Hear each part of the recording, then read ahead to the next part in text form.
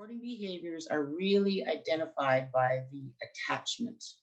So for example, somebody may have difficulty finding papers, may have difficulty maintaining a timeline schedule, always may seem to be a little bit behind. However, when attempts are made to assist this person in terms of decluttering and organizing and releasing items, the attachment and the anxiety is not there. So that's the real key factor for that difference. Hoarding disorder is also not collecting.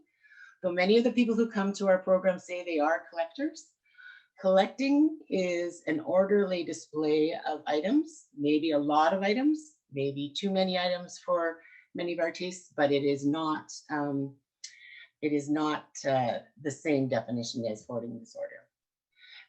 There's another category of hoarding disorder that is called squalor. It has a lengthy term called Diogenes syndrome, but basically squalor is defined by personal and domestic neglect. And that's the subcategory that may include object attachment and keeping of items. However, the reasons behind squalor are such that typical interventions for hoarding behaviors or some of the strategies that we use to assist people will not be effective, just because it's typically the result of long-term depression, a stroke, etc. So that's not really hoarding behaviors in typical fashion. Another subcategory of hoarding behaviors, and this is one that gets a lot of press, is animal hoarding. Now, the reasons behind animal hoarding are much more deep-seated than object hoarding. So the attachment to the animals are much more difficult to intervene. So we won't be talking too much about that particular disorder today. Like I said, it's a complex issue. I know it gets a lot of press and it can be quite tragic, but for the purposes of this presentation, we won't be speaking about that. So I'd like to talk a little bit about the background of hoarding disorder. Typically, statistics tell us that people with hoarding behaviors actually begin these behaviors as teenagers. It progresses and can worsen throughout their lifetime due to various factors. Trauma is one of them. Depression is another. There is some research that has recently been done that there could be a genetic component, because we do know that people with hoarding disorder typically have somebody as a close relative who's also struggled with these behaviors, whether it be a mother or a grandmother. It was initially thought that maybe, well, this might be learned behavior. Maybe this is something that they grew up with, so this is something they're familiar with, so this is how they particularly choose to live. But like I said, there has recently been some research that shows that there is a small genetic component, and that's interesting. And we're hoping that research in that field will continue. Hoarding disorder is rarely a standalone disorder. Really, only 2% of the population has actual standalone hoarding disorder. It typically comes with coexisting conditions, depression and anxiety being the two big ones. So what that means is somebody who's suffering from depression may have a tendency to show some hoarding behaviors, but when that depression is addressed, the two key factors, motivation and insight, can be increased and the hoarding behaviors can decrease. So like I said, the depression and anxiety are two of the big co-contributing factors, but there are some others. There is obsessive compulsive disorder, and these are a smaller percentage of people, and they cause their own challenges, but hoarding behaviors themselves is a small percentage. However, that 2% that I spoke of increases with age. We know that most people first seek help when they hit the age of around 50. That's for a couple of reasons. Often, as teenagers or young adults, their behaviors can be managed in the home by a parent or a spouse, or financially, they're able to maintain their space or rent storage space, or are able-bodied enough to be able to keep the condition under control. However, if we also know that trauma can be a factor in exacerbating hoarding behaviors, chances are you will have suffered more trauma in your life by the time you're 50 than you will have as a young adult. So that's one of the reasons that we start to see the behaviors really start to accelerate after middle age. And as people progress to their 70s and 80s, the rate increases to about 7 to 8% of the population, and the difficulty being then the cases and their extreme nature also increase. So a moderately hoarded home for a 40-year-old will suddenly become a really dangerous situation for a senior. And you compound that with the challenge that comes with mobility, maybe some cognitive decline. It can really become this perfect storm of circumstances that can lead to a dangerous situation. Typically, when people are referred to the This Full House program, they're kind of at that situation. We typically don't get referrals from people who are at the beginning of their journey, unfortunately, because then obviously it would be great to be able to offer supports before it becomes a situation where people are in danger of losing their housing or it becomes a fire hazard. So then I'd like to speak a little bit about that actually. Some of the factors and some of the fallout of hoarding behaviors. We know that people with hoarding behaviors suffer a higher rate of divorce. We know that they have a tendency to be more obese than their family members. We know that many of them have faced eviction or danger of losing their housing. And we also know from our partners on the coalition from Fire and Rescue that a home that is hoarded causes a real danger to firefighters and is considerably more costly to combat safely.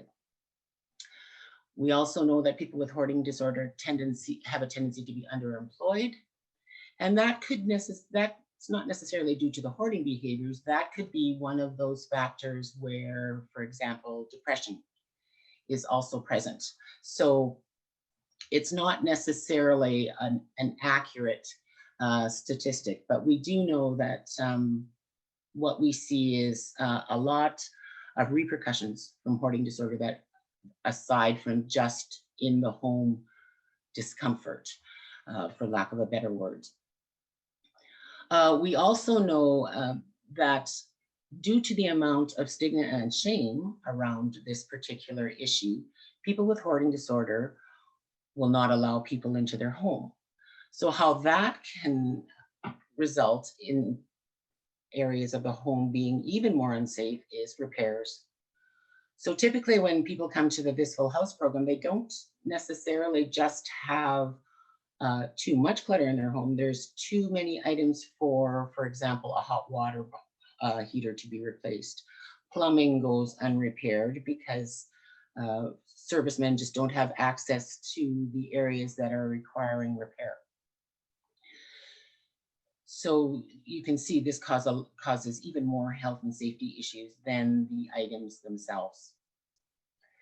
So it's a complex issue. It exacerbates over time. And unfortunately, some of the insight declines over time. So we have to make sure that we're talking about it in a double-pronged approach. So we talk about how we can help.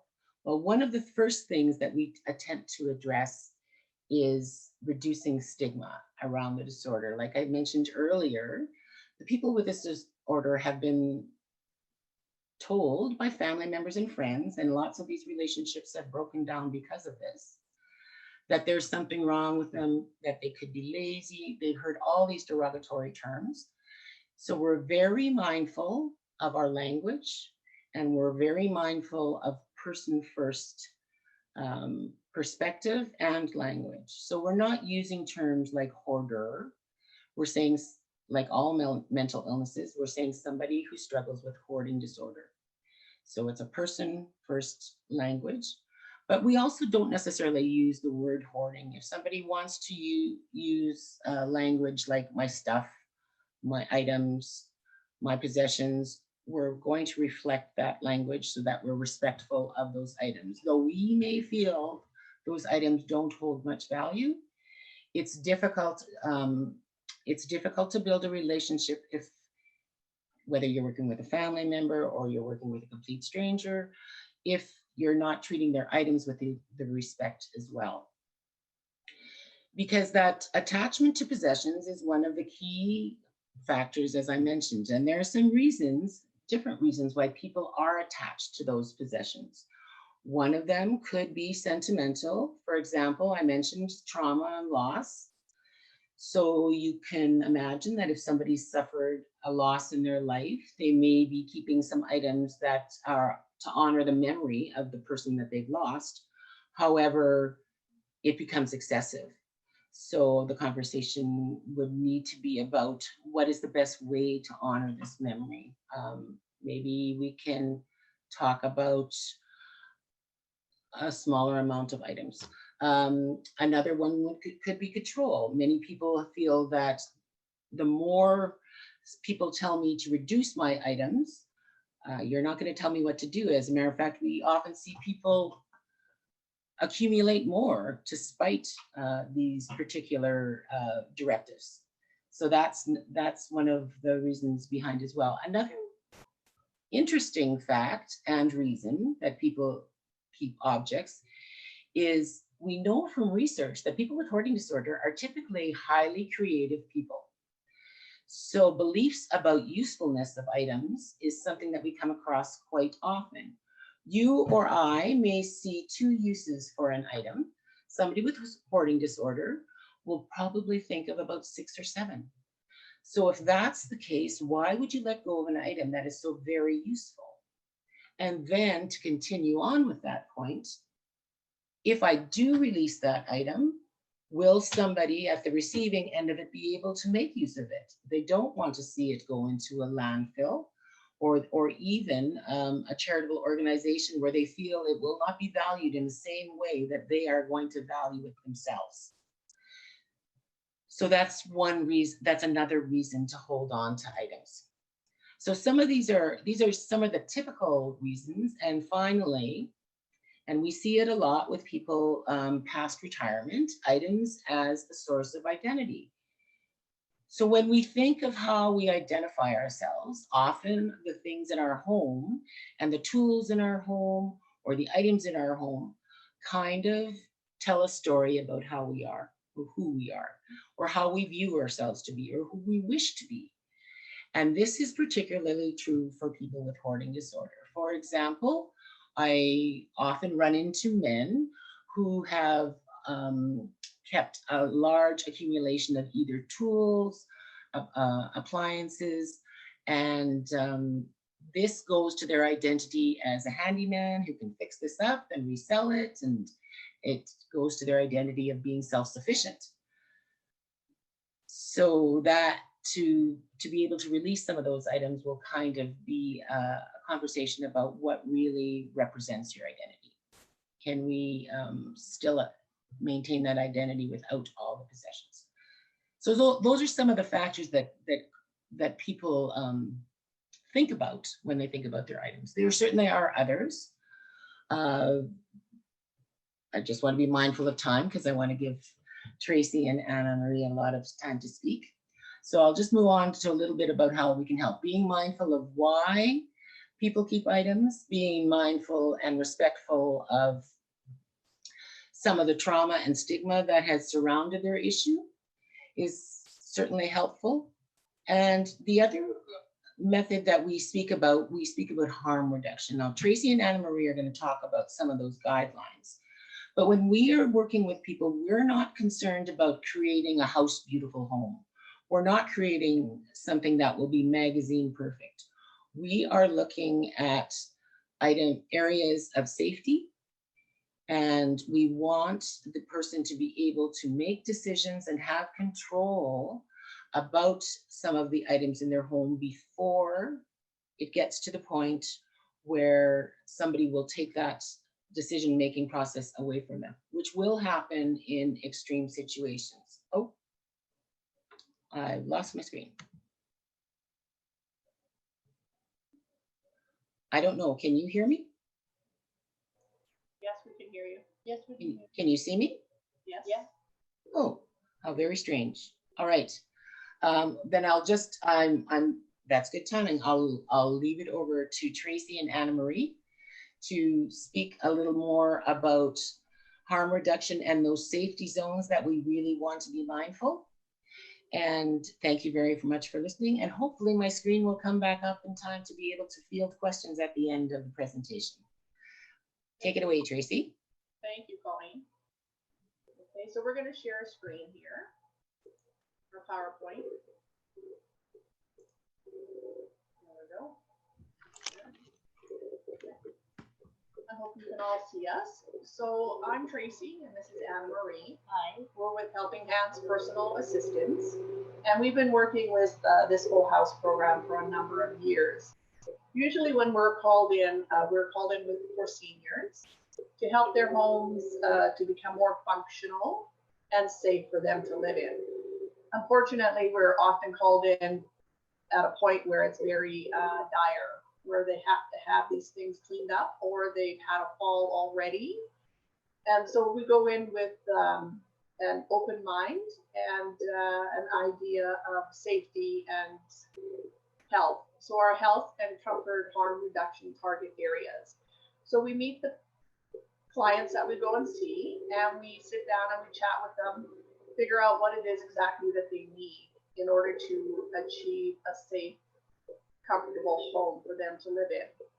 We create an action plan that's based on their wants and their needs with the amount of funding available, and we try to reach those goals as best as we can. So I'll apologize ahead of time. We just got some pictures off the internet, and they're, from the magazines, unfortunately. They're not realistic for people that we help or for anybody, because my home certainly doesn't look like this either. But today we're going to talk about the safety of your home, health, comfort, and harm reduction target areas. So Anna Marie will read the slides, and I'll do a quick chat about them. And then we'll come to the end and we'll have some ideas for you for organizing and such. So when we go in, it's all about safety and functionality. And go ahead, Anna Marie. The main door must be able to open and close without obstruction. Hallways need to be clear of tripping and slipping hazards. Hallways should be clear of clutter, 36 inches or so away from banisters and stairs. All doorways should be accessible in a safe and functional manner with no obstacles to climb over. And clutter from registers and vents should be about 12 inches. Yeah, so obviously the door, front door or back door, your main entrance needs to open and close all the way. We have this for obvious safety reasons. So if you live in an apartment, that's one of the first things that they make sure that you have your doors able to open and close completely, so the fire or emergency personnel can come in safely and you can go in safely as well. Your hallway and your banister, this is very important for people who have stairs. We tend to put stuff on the stairs, take it up when we go up, right? But unfortunately, sometimes those piles add up, and we cannot do that. So if we have at least 36 inches along the banister in order to go up and down the stairs, that allows for you to get up and down. But of course, if there was emergency, somebody had to come in with a stretcher, we would need more than that, okay? So you're to keep your vents and registers clear, at least 12 inches away for airflow throughout the home, so you can have proper heat and there's nothing covering up the vents. All right. The kitchen should be clean and clear. Access to the kitchen countertops for food preparing, and it should be a clean and safe functional place. Clutter 24 inches away from the top of the stove is always good. Also check refrigerators. Food in the refrigerator should be discarded after expiration date. So these are just guidelines that we go by, and we've been using the same ones for a long time. So unfortunately in today's world, if you live in an apartment, we have little critters called cockroaches and mice. So when we leave food out, there's a better chance that they will come and help themselves to our food.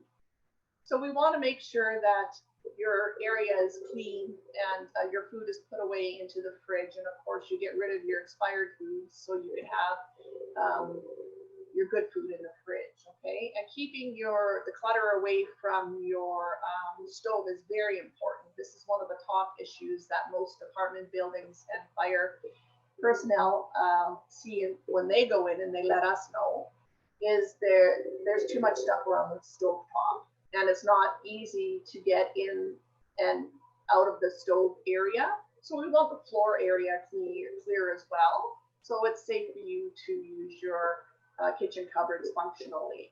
Now we know as seniors that we eventually have mobility issues and limitations. So usually we need room for a walker to get in there and for you to get into your kitchen and prepare your food in a clean, functional manner. So the bathroom, access to safe and functional toilet, shower and bathtub, clean and clear access so that both can be used safely. The bathroom is one of the most common areas of the home to have a fall. In the recent past, we've had to call emergency personnel for people who have fallen in their bathroom because there was wetness on the floor, newspaper on the floor. They were putting a shirt on and they tripped and fell. And if you see in this slide, between the toilet and the tub is usually where they end up, or else between the sink and the toilet. And it's a very small area. Unfortunately, it's very common to happen. So we try to have these areas at least so you can get around freely and not slip and fall on anything. And you can get in and out of your tub easily and use your toilet easily as well. So next we have the bedroom. Oh, this is a perfect little picture of a beautiful little bedroom that most of us do not live in. So it should be safe and functional, access around the bed, no obstacles on the floor. This will allow access for emergency personnel if you need medical attention. Yeah, as Anna Marie said, this is a picture perfect picture.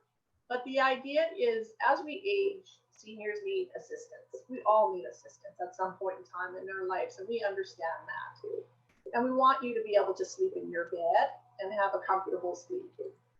In addition to that, if you do have home care come in, they have to be able to take your bedding off and put clean bedding on for you, help you in and out of your bed.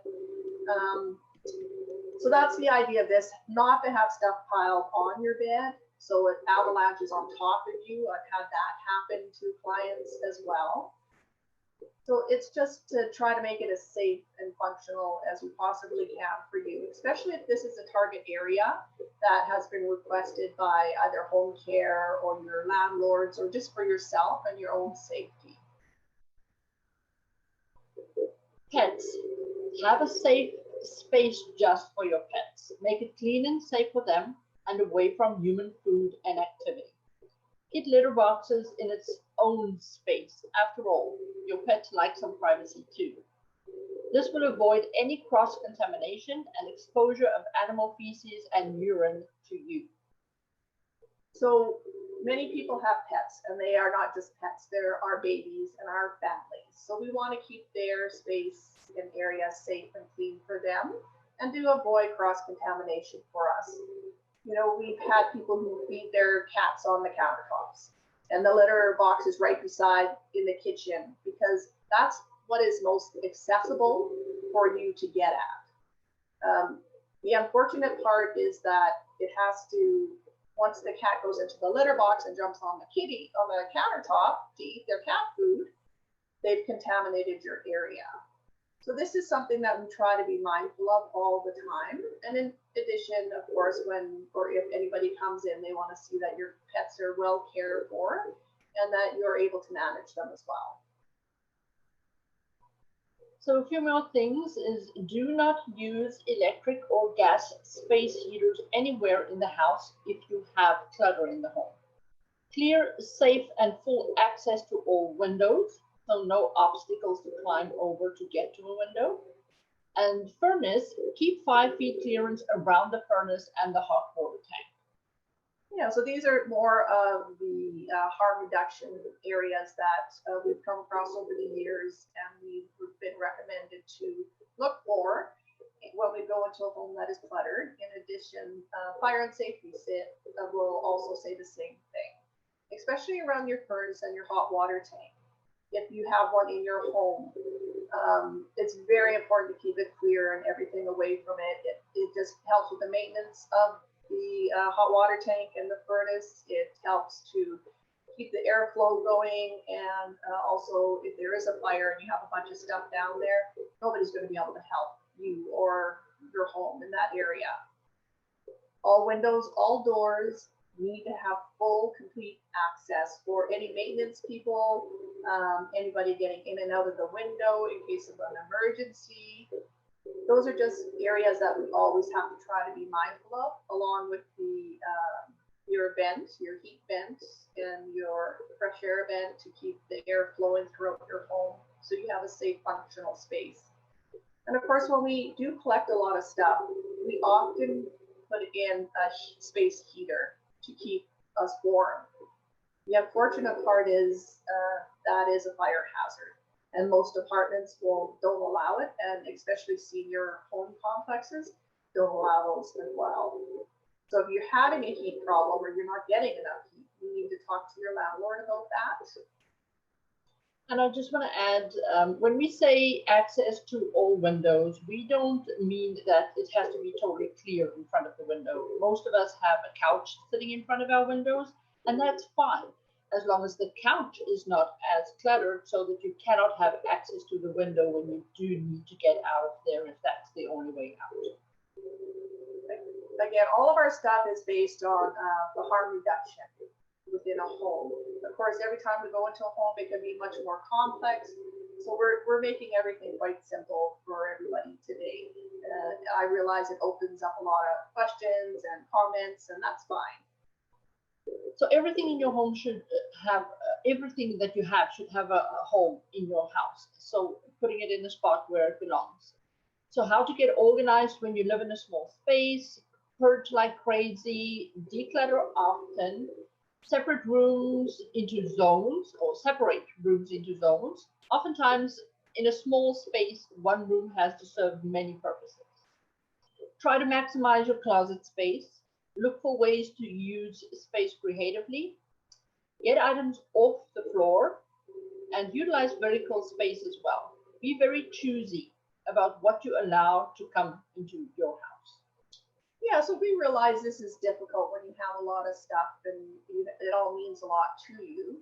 So we like to be mindful here that we're really just working on the safety aspect of your home and how we can help you to make it safe and functional, follow the guidelines of your landlord or fire and safety in order for you to have a safe home. And if anything were to happen to you, that the personnel could come in and help you in the proper way and as quick as possible. And they would be safe coming into your home as well, because if they feel they are not safe, they will not come into your home. So some of the ideas we have here, what do I do with my stuff? And this is always a big challenge for most people when they have great intentions and a home full of stuff, okay, and their items. We all have great ideas for it. It's just that eventually it becomes overwhelming. So just be mindful of the harm reduction target. When we come into the home, we have an action plan, and we always try to stick to the action plan as best as we can. So making the decisions in your home and maintaining the space to be clutter-free. What are you going to do in your kitchen area? How can you make it clutter-free? What are you going to donate? And what does that look like to you? So in our action plan, we actually have a plan, I guess it would be, saying what you want to do with your keep stuff, where you would like to see it end up, how much of your stuff you would like to keep, how much you would like to donate, how much of it is going to go to family or friends. Maybe you want to sell some items. And then again, discarding is another thing you need to be mindful of. So when we do the action plan in the specific target areas, you have to decide how much stuff, because the action plan is built around you and what your wants and needs are. So we try to honor that, and we try to help you honor those requests you're making on yourself. So if you come into the entryway and it's full and there's no way that your door is going to open all the way, or you need to move a bunch of stuff in order to open the door, this is the first area we have to work on. What are you going to do with the stuff that is there? Is there stuff there because you weren't able to put it away? Is it there because you intended to take it out of the house? And where were you going to take it? Perhaps you need to organize your closet a little bit so that you can keep the stuff that you have there, and you just need to have it better organized. But in the action plan, you need to give yourself some goals that you want to reach, and we try to help you reach those goals. So some of those things are, what are you going to donate? Okay.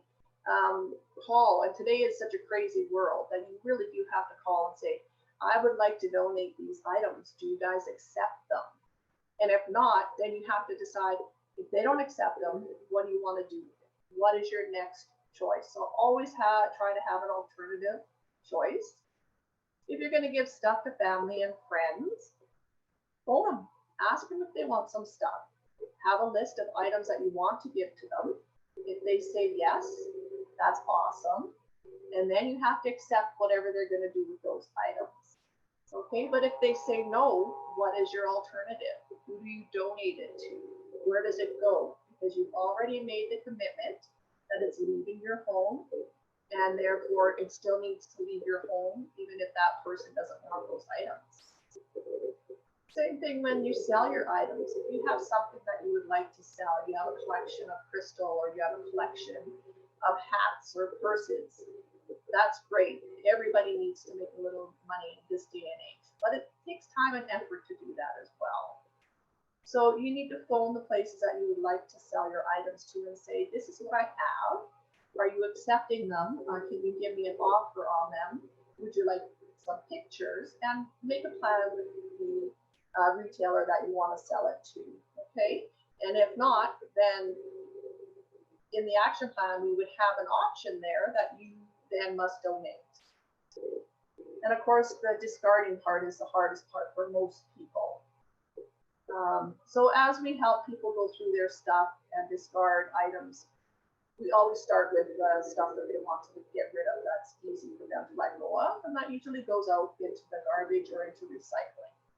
Now, depending on your circumstances, you might need to rent a big bin in order to discard your garbage, because some apartments don't even allow you to throw large quantities of stuff away, especially if you have furniture or mattresses, stuff like that are typically not allowed in the dumpsters.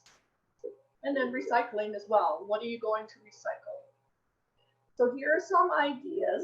This is a pantry, and it's a very typical pantry in a small space. So we're always mindful of the space that somebody lives in, and usually it's quite small where we go into.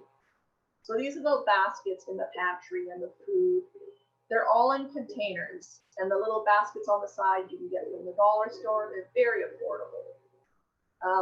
Again, I'm going to go back to the cockroach and mouse infestation, and I apologize if that offends anybody, but it's the reality of today's world in living in a multi-level complex. Next picture. And here's a closet. In a small space, it's a good idea. If you have a dresser, you can put it in your closet if you have space, and at least that could be an end goal anyways. So that's another idea. I love these little hanging baskets. They're excellent for in cupboards, especially if you have mobility issues and you can't get down or reach into your cupboard. You could put your, like they have here, oven mitts. You could put your lids for your pots and pans. You could put your soap. You could put all kinds of stuff in there. And you can use it on both sides of the door. So just depending on your space and what you have available to you. And you can get them at the dollar store very affordably. And here's some floating shelves, very easy to put up and or in your bathroom, and everything's off the countertop, so you have room to do your daily chores in the bathroom. And I love this door hanger. This is a bathroom, and as you can see, there's two doors. So obviously the hanging baskets are on the inside, and I would call this a linen closet. And this is for your extra deodorant, extra lotion, anything that you buy extra. Now, what I want you to be mindful of here is that in your action plan, hopefully, you give yourself a limitation. And if we hang one of these up, this is where your fresh new stuff will go. And once it's empty, then you know, or this space, you know, okay, I have to replace that. So it's a good way to keep that honoring yourself and your limitations. And here we have a couple of entryways pictures. I hope everyone can see them. Very easy when you come into and you cleaned your space, but you still need somewhere to hang your jacket, your purse, your keys. You see the little baskets, you can pull them in and out. They can have your mittens, your gloves, your scarves, whatever you need seasonally in there. And then in the other one, it's a closet. And depending what type of organizer you are, some people need to have clear containers. Some people need labels. Some people need visual signs of them to know what they have, so they don't replace them again and again, which is very common. But it's a functional closet. I really like how high the hangers are for the jackets and stuff like that. All right. So we do have a couple of things behind us. I don't know if you can see. There we go. So this idea here, I'm just going to stand up. I hope everybody knows that. This is a tension bar. Now the reason I put this here is to show you the hang. This is just a regular hanging basket. And I got the idea from in a shower. So normally this tension bar would be pushed against the shower wall. You can have your baskets on there, and you can move this up and down depending how tall you are. So it's easy to grab what you need. So there's no slipping and falling if you're grabbing down or too high. So you can move it to your level, whatever that is. We got all of this stuff from the dollar store. So it's very affordable organizing tips. Again, the basket, you can use it for face wash, you can put your little towels in it, and you can hang it on the door of your vanity if you need. Okay. We have this little tray here from the dollar store. It's got folding legs, and it has the rubber holders inside, so things don't slip and slide as you move things around. And then if you have a small space, you can put your sugar and your stuff underneath here in your containers. We're really big on the containers just because of the issue with the cockroaches and mice infestation. These are all from the dollar store, so they're very affordable. These stacking containers work really well, and they're not too heavy. You can't put too much stuff in it, so it's easy to handle. They also have measuring labels on them as well. Again, we're always mindful of seniors with their mobility issues, so they can not have to dig down low or up high to get their utensils. So we have this little silverware holder that we got from the dollar store, and we just put our big utensils in there, okay? And then the good old cup tree that we have right here.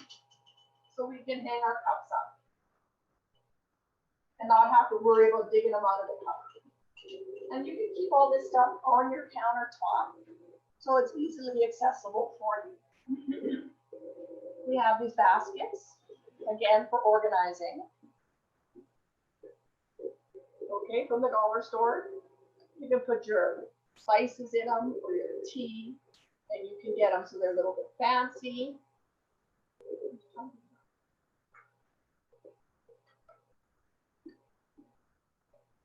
All right, I'm not sure how much time we have, but thank you so much. We're actually just out of time, but this is so informative.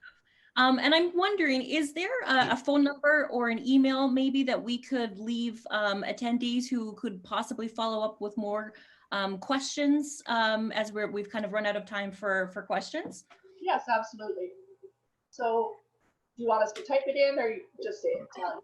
Yeah, if you wouldn't mind typing it in and then just also saying it out loud just for our phone attendees so that they can jot it down at home.